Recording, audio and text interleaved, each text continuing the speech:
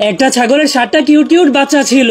এই জন্য একদিন মা ছাগলটা ভাবতে শুরু করে সে সেলাই শেখার জন্য বাহিরে যাবে আর সন্ধ্যার পরেই বাড়িতে ফিরে আসবে। এই জন্য সে বাহিরে যাওয়ার আগে তার বাচ্চাদেরকে বলতে শুরু করে, যতক্ষণ পর্যন্ত না আমি ফিরে আসছি তোমরা অপরিচিত কারোর জন্য দরজা খুলবে না, কারণ এখানে সবসময় একটা বড় নেকড়ে ঘোরাফেরা করে যে ছোট ছোট ছাগলের বাচ্চাদেরকে শিকার করে খেয়ে ফেলে। তখন সবগুলো বাচ্চা বলে, ঠিক আছে মা, আমরা কারোর জন্য দরজা খুলবো না। কিন্তু মা ছাগলটা এখনো তার বাচ্চাদেরকে নিয়ে অনেক টেনশন করছিল। এই জন্য সে যাওয়ার আগে বাচ্চাগুলোকে বলতে শুরু করে, আমি কিন্তু সন্ধ্যা হওয়ার আগে বাড়িতে ফিরবো না। এই জন্য দিনের বেলা কেউ দরজা খুলতে বললে তোমরা কিন্তু ভুলেও দরজা খুলো না। কিন্তু সেই শয়তান নেকড়েটা ঘরের পিছনে দাঁড়িয়ে দাঁড়িয়ে চুপচাপ তার সব কথাগুলো শুনে ফেলেছিল।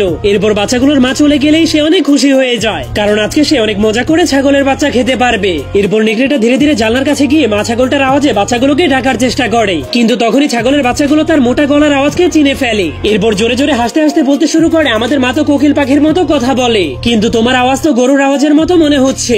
যা শোনার পর নেকড়েটা অনেক রেগে লাল হয়ে যায়, কিন্তু কচি কচি ছাগলের বাচ্চা খাওয়ার লোভে পড়ে সে এত সহজে হার মানছিল না। এজন্য সে জলদি করে একটা জমিতে গিয়ে সেখান থেকে একটা গাজর উঠিয়ে খেয়ে ফেলে, যার ফলে তার গলার আওয়াজ আগের তুলনায় অনেক নরম এবং মধুর হয়ে যায়। এরপর সে আবারও জানলার কাছে গিয়ে বলতে শুরু করে, বাচ্চারা জলদি করে দরজা খুলো, আমি তোমাদের জন্য তাজা তাজা ঘাস এনেছি। তখন বাচ্চাগুলো তাজা ঘাসের কথা শুনে দৌড়ে গিয়ে দরজা খোলার জন্য চলে যায়, কিন্তু তখনই সব থেকে বড় বাচ্চাটা জানলা দিয়ে বাইরে তাকানোর পর দেখতে পায়, আরে দরজার সামনে দাঁড়িয়ে থাকা হাতটা তো আমাদের মায়ের মতো না। এই জন্য সে জলদি করে সবাইকে থামিয়ে দিয়ে বলতে শুরু করে, দেখো তোমরা, আমাদের মায়ের হাত হলো সাদা কিন্তু এই হাতটা হলো কালো। এই জন্য নেকড়েটা আবারও ধরা খেয়ে যাওয়ার কারণে অনেক রেগে যায়। এই জন্য এবার নেকড়েটা জলদি করে দৌড়ে সেখান থেকে শহরে চলে যায়। এরপর লুকিয়ে লুকিয়ে একটা আটার দোকানের মধ্যে ঢুকে যায়। এরপর সে অনেকগুলো আটা নিয়ে ইচ্ছা করে সেই আটাগুলোকে ভালো মতো নিজের হাতের সাথে লাগিয়ে দেয়, যার ফলে তার হাতটা ছাগলের বাচ্চাগুলোর মায়ের মতো সাদা দেখাচ্ছিল।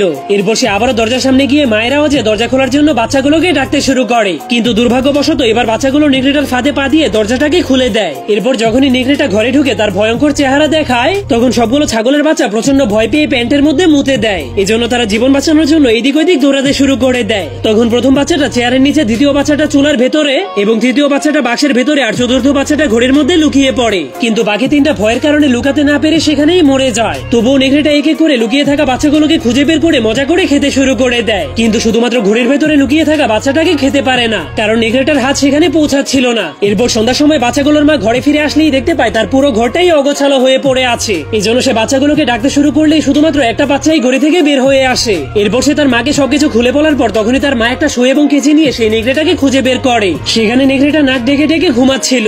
তখনই বাচ্চাগুলোর মা নেকড়েটার পেটটাকে কেটে দিলে সবগুলো বাচ্চা সুরক্ষিতভাবে পেট থেকে বের হয়ে আসে। এরপর বাচ্চাগুলোর মা নেকড়েটার পেটের মধ্যে অনেকগুলো পাথর ঢুকিয়ে তার পেটটাকে আবারও সিলিয়ে দেয়। কিছুক্ষণ পর নেকড়েটা ঘুম থেকে ওঠার পর তার প্রচন্ড পানির তৃষ্ণা লেগেছিল। এই জন্য সে পানি খাওয়ার জন্য যখনই নদীর কিনারে গিয়ে নিচু হয়, তখনই সে তার পেটের ভেতরে থাকা পাথরগুলোর ওজন সহ্য করতে না পেরে পানির মধ্যে পড়ে সেখানেই মরে যায়।